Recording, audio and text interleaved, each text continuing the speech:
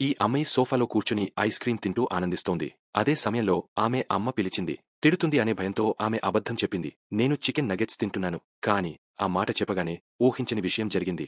ఆమె నోట్లో ఉన్న ఐస్ క్రీం నిజంగా చికెన్ నగెట్స్గా మారిపోయింది. బౌల్లో ఉన్న ఐస్ క్రీం కూడా చికెన్ ముక్కలుగా మారిపోయింది. ఇది కేవలం మొదటిదే. ఏమి జరుగుతుందో అమ్మాయికి అర్థం కాలేదు. అప్పుడే ఆమె ఫోన్ మోగింది. అది ఆమె బెస్ట్ ఫ్రెండ్ క్లోయ్. ఆమె రోడ్డులో తన ఎక్స్ బాయ్ ఫ్రెండ్ను చూసిందని చెబుతోంది. కాని మాడిసన్కు ఆ ప్రేమ కథలో అసలు ఆసక్తి లేదు. ఆమె నేను ఇప్పుడు మాట్లాడలేను అంది. అలా చెప్పగానే ఆమె స్వరం పూర్తిగా మాయమైంది. ఎంత ప్రయత్నించినా ఒక్క మాట కూడా రాలేదు. వెంటనే ఐస్ క్రీం సంఘటన గుర్తుకు వచ్చింది. త్వరగా ఆమె ఫ్రెండ్కి మెసేజ్ పెట్టింది. నేను మాట్లాడగలను. మెసేజ్ పంపగానే ఆమెకు తిరిగ స్వరం వచ్చేసింది.